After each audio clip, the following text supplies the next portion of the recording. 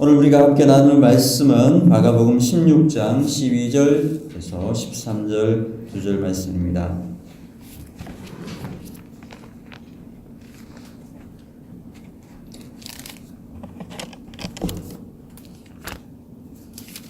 마가복음 16장 12절 13절 두 구절의 말씀을 보시겠습니다. 본문의 말씀을 읽을 때에 성령님께서 우리 모두에게 음성 들려주시기를 바랍니다. 함께 봉독하겠습니다. 그 후에 그들 중 두 사람이 걸어서 시골로 갈 때에 예수께서 다른 모양으로 그들에게 나타나시니 두 사람이 가서 남은 제자들에게 알리었으되 역시 믿지 아니하니라. 아멘. 기도 한번 드리고 주의 말씀 함께 나누겠습니다.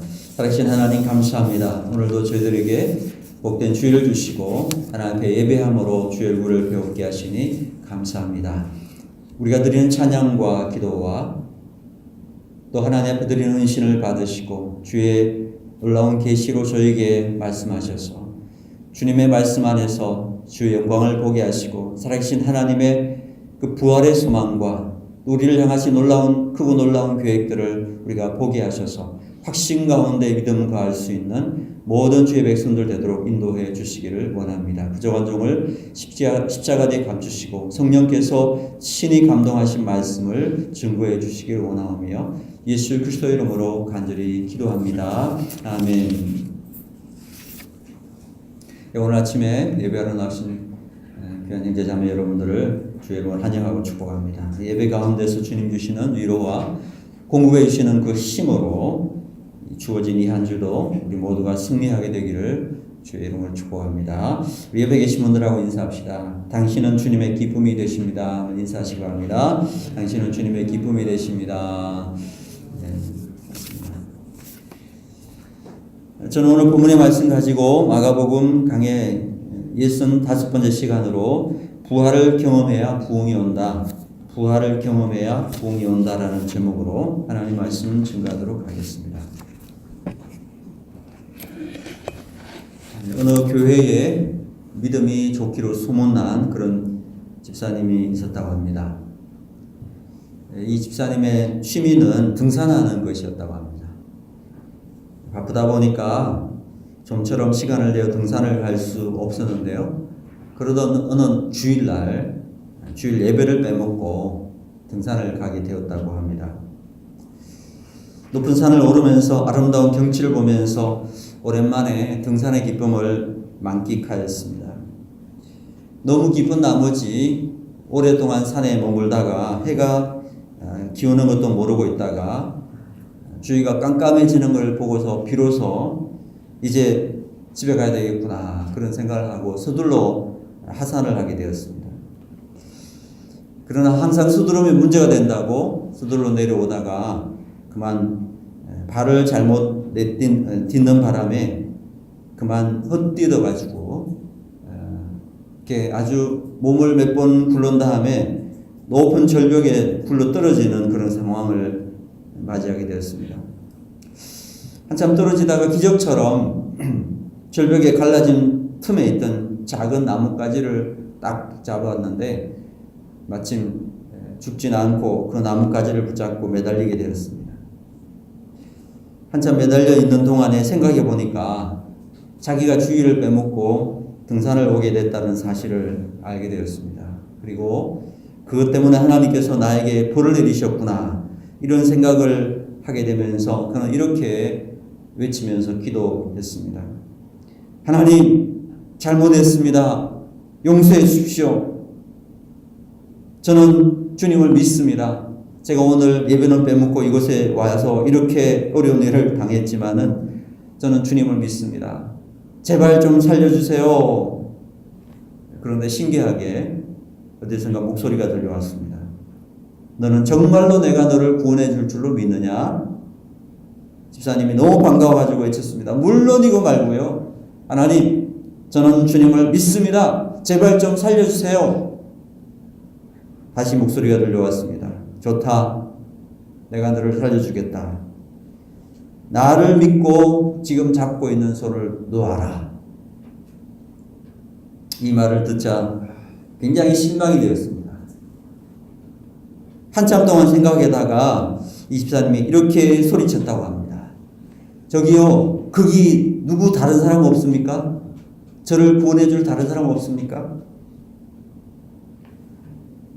힘이 빠진 집사님이 손을 딱 놓았는데요. 죽을 줄 알았던 집사님이 발이 금방 땅에 딱 닿는 거예요. 나중에 알고 보니까 이 집사님 매달린 곳은 땅 밑에서 한 1m 밖에 안 되는 얕은 곳이었다는 거죠. 자, 여러분, 이 집사님의 모습을 뭐라고 이야기하는 줄 아십니까? 이게 실화인지 뭐 만들어낸 이야기인지 모르겠지만 이 이야기에 이 모습을 가리켜서 신앙인의 불신앙이라고 부르는 겁니다. 신앙인의 불신앙. 하나님을 믿습니다. 하나님을 믿는 믿음이 있다고 하는데요. 그 풍성하신, 긍휼이 풍성하신 하나님을 믿습니다. 역사하시는 하나님을 믿습니다. 내게 능력 주시는 자 안에서 내가 모든 것을 할 수 있다라는 고백도 합니다. 분명히 신앙이 있어요. 그런데 삶에서는 믿지 않는 사람처럼 살아간다는 거죠. 그래서 이런 모습을 가리켜서 뭐라고 하냐면 신앙인의 불신앙이다. 신앙인인데 불신앙하는 것입니다. 우리가 운전을 하고 가다가 상대방이 조금만 뛰어들게 한다든지 불쾌한 운전을 보인다든지 하면 어떻게 하죠? 그냥 우리도 모르게 그냥 나오죠. 그래서 운전시켜보면 그 사람의 성격을 알 수 있다, 이런 말이 있더라고요. 운전을 하다 보면 자기 어떤 성격이나 이런 것들을 방어하기가 어려운가 봐요. 그러다 보니까 욱욱 나옵니다. 하는 일이 조금만 안 되어도 금방 좌절하고 낙심하는 그런 사람이 있습니다. 시험을 쳤는데 한 과목만 잘못 쳐도 나는 안 돼. 내 머리로 뭘 하겠어. 절망하고 조급한 마음 가지면서 좌절하는 그런 사람이 있습니다. 조금만 사람만 모여도 금방 부정적인 이야기를 하면서 누군가를 욕하고 뒷담화하면서 그런 사람들이 있습니다. 교회에서는 예배를 하고 찬양하고 기도하고 정말 하나님 앞에 영광 돌리는 그런 신앙인의 모습이 있는데 세상에 나가면 조그마한 일에도 금방 넘어지고 불평하고 낙심하고 좌절합니다. 주님을 믿는다고 말하지만 결정적인 순간에는 세상의 방법을 취하면서 세상의 사람들처럼 행동하는 모습, 신앙인의 불신앙이라고 할 수 있습니다. 우리는 어떨까요? 오늘 우리의 삶 가운데는 이런 지금 이 나뭇가지를 붙잡았던 집사님의 모습은 없는 걸까요? 오늘 본문에 등장하는 두 사람, 정확하게 말하면 엠마오로 가는 두 사람입니다. 두 사람이 바로 그들이 아닌가라고 생각할 수 있습니다. 오늘 본문의 상황을 좀 더 구체적으로 설명하고 있는 기록이 누가복음 24장이에요. 24장에 보면 이 이야기가 좀 더 길게 나와요. 여러분 아시겠지만 누가는 의사이죠. 의사로서 굉장히 세밀한 일을 하는 사람이기 때문에 그런 마가복음을 다 읽어본 다음 마가복음 내용 속에서 좀 더 설명이 필요한 부분들을 좀 더 구체적으로 깊이 써놓은 것이 누가복음이에요. 그래서 누가는 이때 이야기를 좀 더 구체적으로 설명을 해주고 있어요. 누가복음 24장에 보니까 그들 중 한 사람 이름까지 언급을 하였는데 그 사람은 글로바라는 사람이었다고 합니다. 글로바. 주님의 제자고 사도였습니다. 예수님을 알았고 믿는다고 고백까지 한 사람입니다. 그러나 이 두 사람은 예수님을 실제적으로 경험한 체험인의 신앙이 아니라 머리로만 아는 지식인의 신앙, 지식적인 그런 신앙을 가진 분이라는 것입니다. 체험적인 신앙과 지식적인 신앙의 차이는 뭐냐? 확신이 차이죠, 확신.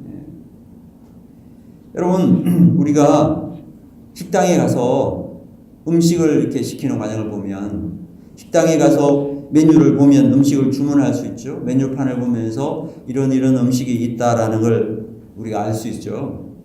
근데 그 메뉴판을 본다고 해가지고 그 음식을 우리가 알았다라고 할 수 없죠. 메뉴판에는 뭐 수십 가지 음식이 있는데 그 메뉴판을 보면서 내가 이 음식을 안다라고 말할 수가 없을 거예요. 우리가 언제 음식을 알 수 있습니까? 음식을 먹어봐야 되는 거죠. 먹어봐야. 그 음식을 먹어보고 냄새를 맡아보고 맛을 느낄 때 아, 이 음식은 이런 것이구나. 비로소 그것을 알 수가 있는 것입니다. 메뉴를 보는 것뿐만 아니라 음식을 먹어봐야 거기에 적혀있는 음식에 대해서 알 수 있다라고 말할 수 있는 것입니다. 영적으로도 마찬가지라고 할 수 있습니다. 우리가 예수님에 대해서 들을 수 있고 배울 수 있고 성경을 읽으면서 지식을 습득할 수 있습니다. 그런데 그걸 가지고 우리가 예수님을 안다라고 할 수는 없는 거예요. 우리가 예수님을 알려고 하면 어떻게 되느냐? 그 예수님을 만나야 되는 거죠. 그 예수님을 경험해야 하는 것입니다. 오늘 본문에 등장하는 엠마오로 가는 두 사람은요, 지식적인 신앙인이었어요. 자, 우리 11절을 다 같이 보겠습니다. 다시 한번 11절, 마가복음 16장 11절 바로 앞구절이에요. 같이요, 시작. 그들은 예수께서 다시 살아나셨다는 것과 마리아에게 보이셨다는 것을 듣고도 믿지 아니하니라. 여기 그들이란 말 바로 앞절인 10절에 의하면요, 11절의 제자들을 포함해서 예수님을 믿고 따르고 예수님과 함께 했던 제자들을 의미하는 겁니다. 그들, 예수님의 제자들을 포함해서 평소 예수님을 보았고 따라다니던 사람들이에요. 그들은 막달라 마리아에서부터 십자가에 달려 돌아가신 예수님이 우리 지난주에 보았던 살아나셨다, 부활하셨다는 이야기를 들었어요. 그죠? 그 소식을 들었습니다. 그 부활의 기쁜 소식을 들었는데 그들은요, 그럴 수도 있겠구나, 머리로 생각했는지는 모르지만 그 마음속에는 믿지 않았습니다. 오히려 예수님 돌아가셨다는 사실 때문에 깊은 슬픔에 잠겨서 절망하고 있었다라는 것입니다. 믿지 않았다. 부활을 믿지 않은 거예요. 그러니까 어떻게 했습니까? 실망해서 예루살렘을 떠나가지고 시골로 가는 거예요. 자기 집으로 돌아가는 거예요. 지식적인 신앙의 모습이죠. 어느 책에서 본 이야기인데요. 캐나다에 가면은 세인트 로렌스라는 강이 있다고 합니다. 어느 겨울에 어떤 사람이 그 강을 건너기 위해 가지고 얼어붙은 강 앞에서 고민하게 되었어요. 이 강이 얼마나 단단하게 얼어붙었는지 확신이 없어가지고 강은 건너야 되고, 그래가지고 무릎을 꿇고 거의 기다시피 해가지고 건너기 시작했습니다. 그가 두려워하면서 간신히 얼어붙은 강 한복판에 이르렀을 때에 뒤에서 무슨 소리가 우르르 하는 소리가 들리더래요. 뒤를 돌아보니까 두 마리의 말이 끌고 있는 마차가 자기 곁을 휙 하고 지나가는 것을 경험했습니다. 그런 그 순간 무릎으로 벌벌 떨면서 기어온 자기 자신이 그렇게 부끄러웠다고 합니다. 두 마리의 마차를 끌고 말이 뛰면서 건너갈 수 있는 이 강을 혹시나 깨질까봐 무릎으로 기었던 자기 자신이 얼마나 부끄러웠는지 그걸 깨닫게 되었답니다. 무엇을 말합니까? 여러분, 믿음이 없는 사람은요, 항상 불안하고 초조한 인생을 살 수밖에 없다는 것입니다. 오늘날 많은 그리스도인들이 단단한 얼음 위에 있으면서도 불안해하고 두려워하는 그 사람처럼 불안해하고 두려워합니다. 얼굴에 웃음이 사라지고 입만 열면 한숨만 쉬는 그리스도인들이 많이 있습니다. 왜 그렇습니까? 그 마음 속에 믿음의 확신이 없기 때문에. 한마디로 예수님을 알고 예수님을 믿는다는데 지식적으로 알고 있는 거예요. 성경에 기록된 것을 공부는 했어요. 그래서 이해는 했어요. 근데 그게 가슴에 와닿지 않는 거예요. 오늘 본문에 등장하는 엠마오로 간 두 제자는 십자가에 돌아가신 예수님을 생각하면서 슬퍼하고 절망했습니다. 그들은 마리아로부터 예수님의 부활 소식을 들었을 때에 믿기는커녕 저 마리아는 전에 7 귀신 들렸던 여자인데 주님의 이런 슬픔이 너무 커서 지금 미쳤나 보다. 혹시 우리도 그렇게 되는 거 아닐까? 이런 생각까지 했다라는 거예요. 그래서 이제 더 이상 예루살렘에 머물 수가 없었습니다. 자칫하면 로마 군인들에게 체포당해서 죽을 수도 있다는 생각을 했기 때문에 일찌감치 피신을 해야 되겠다고 생각하고서는 지금 엠마오로, 예루살렘에서 엠마오로 내려가고 있었던 것입니다. 두 제자는 예루살렘에서 있었던 지난날의 추억들을 하나씩 회상하면서 엠마오로 가는 그 무거운 발걸음을 옮겨놓고 있었습니다. 이때 이 길에서 부활하신 예수님이 나타났습니다. 누가복음 24장 15절을 보니까 두 제자가 이야기하고 가고 있는데 예수님께서 가까이 가서 그들과 함께 걸으셨다고 했습니다. 여러분, 잘 아는 사람들은요, 조금 멀리 있어도 알아보지 않습니까? 가까이 갔는데도 그들은 알아보지 못했어요.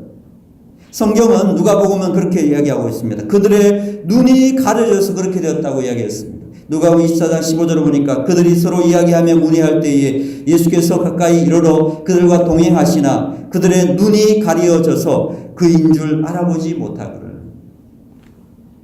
우리도 보면 너무도 깊은 슬픔에 잠겨 있으면요, 사람들이 자주 이렇게 멍해지는 때가 있잖아요. 그럴 때는 누가 와서 위로를 해도 위로가 되지 않습니다. 깊은 절망 속에 빠졌을 때는 누가 왔다 갔는지도 모를 때가 있습니다. 두 제자가 아마 그러한 패닉 상태가 아니었는가? 눈만 가려진 것이 아니라 귀도 가려져 있었습니다. 옆에서 말씀하시는 음성을 듣는데도 그분의 얼굴을 보면서도 알아보지 못했다는 거예요. 여러분 만약 예수님이시라면 어떤 느낌이 드시겠어요? 그렇게 3년 동안 같이 먹고 자고 같이 생활하면서 보고 음성을 다 들었는데 3일 지금 헤어졌잖아요. 3일. 십자가에 죽으시고 3일 만에 지금 다시 만났는데 예수님을 알아보지 못하는 거예요. 좀 화가 날 수도 있잖아요. 옛기 놈들 그러고 예수님이 저들에게 야단을 칠 수도 있잖아요. 그런데 부활하신 예수님 그렇게 하지 않습니다. 3일 만에 만나 얼굴을 맞대고 함께 이야기를 해도 알아보지 못하는 두 제자를 책망하지 않으셔요. 여러분, 하나님께서 제일 좋아하시는 노래와 제일 싫어하는 노래가 있다고 합니다. 여러분, 하나님이 제일 좋아하시는 노래는요, 과거를 묻지 마세요 라는 노래래요. 하나님께서 제일 싫어하는 노래는 옛날이요. 여러분, 하나님은 과거를 묻지 않으시는 분이십니다. 우리의 죄와 허물에도 불구하고 여전히 우리를 포기하지 않으시는 하나님이십니다. 주님과 함께 동행하며 얼굴을 맞대고 이야기하고 있는, 그래도 알아보지 못하는 이 두 제자들에 대해서 주님은 책망하지 않으십니다. 누가복음 24장 25절을 보니까 미련하고 선지자들이 하는 말한 모든 것을 마음에 더듬이는 자들이요 말씀하신 적은 있는데요, 부활하신 예수님을 알아보지 못했다고 해서 책망하신 것이 아니라 안타까움의 표현이죠. 왜 이렇게 못 알아보느냐 이렇게 말씀하신 거죠.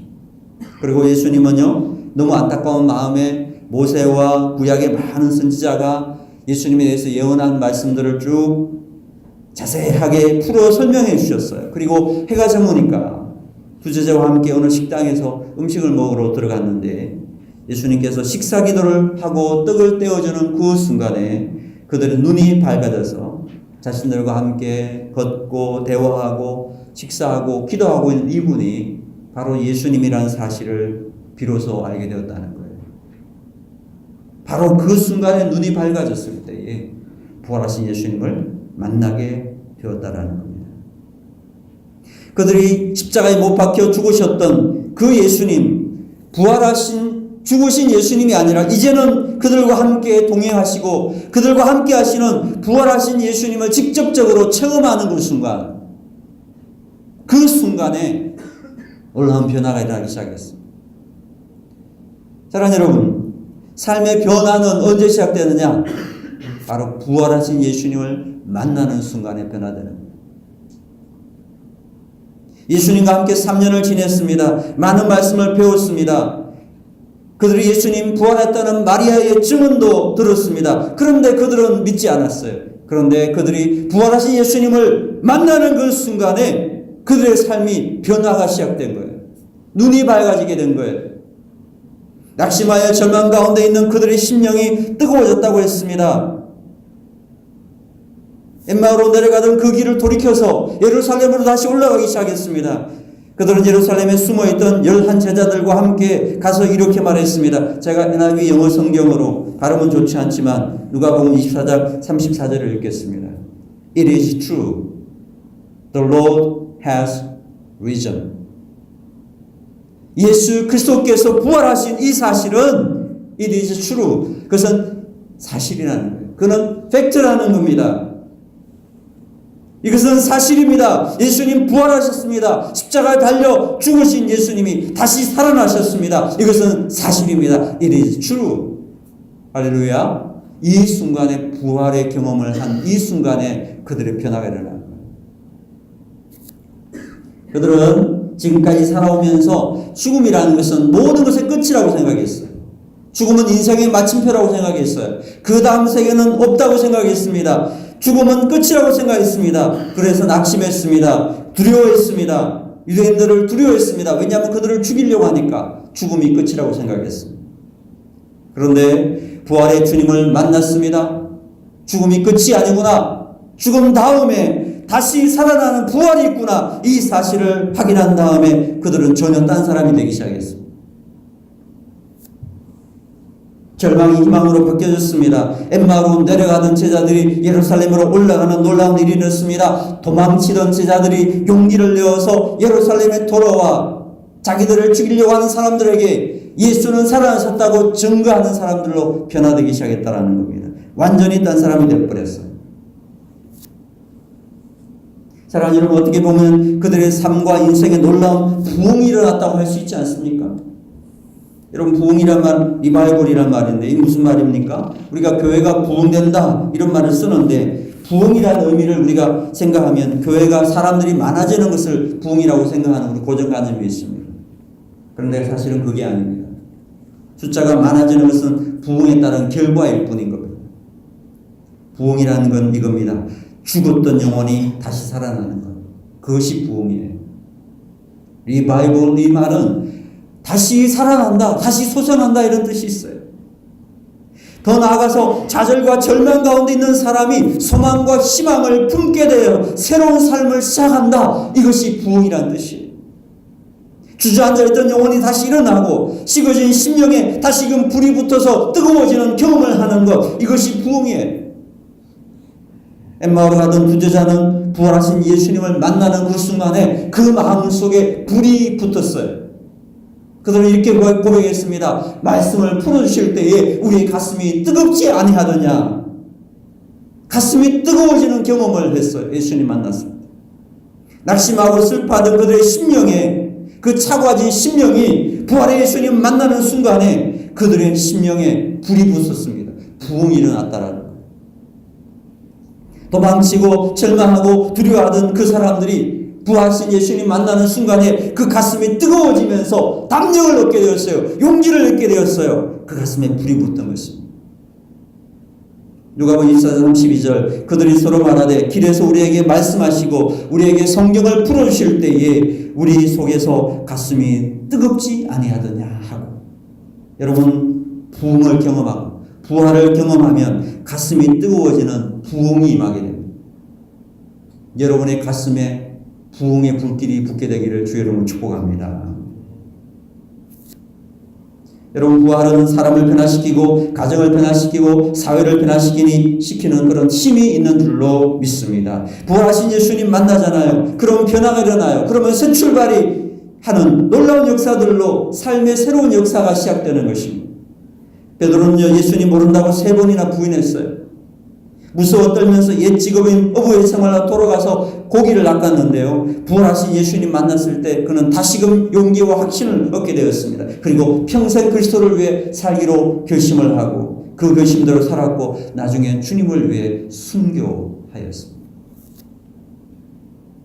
또 신자들을 그렇게 박해하고 죽이던 바울도 부활하신 예수님 만난 이후에 그는 새 사람으로 변화되어서 핍박하던 사람이 복음 전파하며 일생을 살아가다가 나중에 예수님을 위해 참수당하는 순교의 길을 걷게 되었습니다.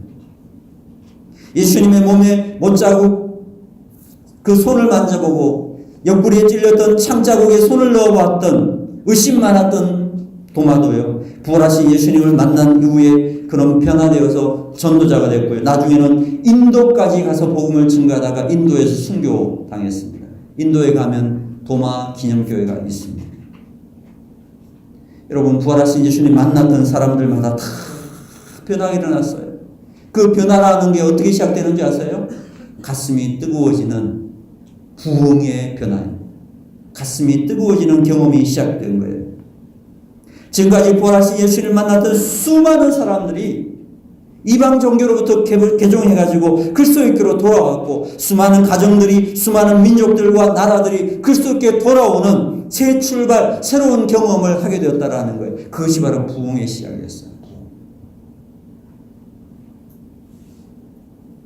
스탠버거의 십자가라고 하는 유명한 그림이 있습니다. 이 그림이 위대한 작품으로 인정받는 것 못지않게 이 그림과 관련된 일화가 굉장히 유명합니다. 화가 스탠버그는 성 베드로 성당에 어떤 신부님의 요청으로 십자가를 달리신 예수님의 그림을 그리게 되었다고 합니다. 그가 부탁받은 그림을 얼마 동안 그리다가 그는 중단하고 말았습니다. 그림값을 너무 적게 주겠다는 이야기를 들었기 때문에 더 이상 그림을 그릴 수가 없었어요. 그래서 그림값을 다시 흥정할 생각으로 그림 그리기를 중단하고 페티타라고 하는 집시를 모델로 해가지고 그림을 그리고 있었습니다. 어느 날 그림을 그리다가 잠시 쉬는 시간에 모델인 이 페티타가 초안만 그린 채 팽개쳐져 있는 십자가의 그림을 보면서 저건 무슨 그림이에요? 하고 물었습니다. 이 스탠버그는 예수님에 관한 그림입니다. 그러니까 집시인이 이렇게 말했습니다. 십자가에 못 박혀 돌아가시는 그림이군요. 그렇습니다. 예수님이 왜 십자가에 못 박혀 돌아가셨나요? 무슨 사연이 있나요? 하고 물었습니다. 예수님에 대해서 전혀 아는 바가 없는 이 집시 여인의 질문이 귀찮았지만은 스탠버그는 할 수 없이 간단하게 예수님에 대해서 이야기를 들려주었다고 합니다. 예수님은 베들레헴에서 태어나셨고 수많은 병자를 고쳐주었고 착한 일을 많이 했지만은 십자가에 못 박혀 돌아가셨다는 이야기를 해주었습니다. 그런데 이야기를 듣던 이 여인은 눈물을 흘리면서 슬퍼했습니다. 그래서 스탠버그는 그 여인을 달리면서 위로했습니다. 울지 마세요. 예수님은 죽고 만 것이 아니라 부활하셨답니다. 그러니까 울음을 그치세요. 그러니까 이 집시인이 눈을 벌떡 뜨면서 아니 정말로 부활하셨습니까? 얼굴이 환해졌습니다. 이걸 보면서 스탠버그의 마음에 큰 충격이 왔다고 합니다. 예수님께서 만백성을 위해 죽으셨지만은 부활하셨다는 내 말에 저 여인이 저렇게 밝은 생명력을 얻고 있지 않은가? 나는 정말 예수의 부활을 믿고 있는가? 스스로 자문자답을 하기 시작했습니다. 그리고는 자기를 위해 십자가에 달리신 예수님을 그리다가 돈이 적다고 불평하면서 그림 그리기를 팽개치고 뒤로 미루어버린 자신을 뉘우치면서 회개하게 되었다는 겁니다. 그런 부활에 대한 소망과 신앙을 해보겠습니다. 그리고 회개하는 마음으로 기쁘게 남은 그림을 완성하였는데 그 그림이 바로 그 유명한 스탠버그의 십자가라는 그림입니다. 여러분들이 꼭 한번 찾아서 볼 수 있게 되기를 바랍니다. 이 그림은 수많은 사람들에게 감명과 영감을 주는 그림으로 기독교의 사회에 전해지고 있습니다. 사랑하는 여러분, 여러분들에게 도전합니다. 여러분 부활하신 예수님을 만나셨습니까? 여러분 부활하신 예수님을 믿습니까? 부활하신 예수님 믿기 때문에 설령 내가 죽더라도 내 영혼이 다시금 살아나 주님 품에 안길 수 있다는 확신이 있습니까? 혹시 여러분 아직도 도마처럼 예수님 부활을 의심하는 분은 계시지 않습니까? 마리아로부터 주님에 대한 부활의 소식을 들었음에도 불구하고 두려움과 슬픔에 빠져서 엠마오로 내려가는 오늘 본문의 두 제자처럼 부활의 메시지를 들었음에도 여전히 부활의 소망이 없는 죽음을 두려워하는 그런 분이 계시지는 않습니까? 기독교는 부활이 생명입니다. 부활신앙이 생명입니다. 우리는 매주 주일날, 왜 이 주일날 모입니까? 토요일날 모이지 않고 주일날 모이는 이유는요, 주일날이 예수님이 부활하신 날이에요. 이 날은 부활을 기념하는 날이에요. 예수님 부활하신 날이에요. 그래서 우리는 토요일까지 일주일 동안 우리의 삶 가운데 절망하고 좌절하던 모습들을 살 수 있지만 우리는 주일날 다시금 부활해야 하는 겁니다. 회복해야 하는 겁니다. 이날 우리는 부활하신 주님을 만나서 우리의 가슴이 불타는 경험을 해야 합니다. 이 불타는 경험, 뜨거운 부활의 체험을 가지고 다시금 한 주를 시작하는 거예요. 할렐루야. 그래서 우리가 승리하는 거예요. 다시.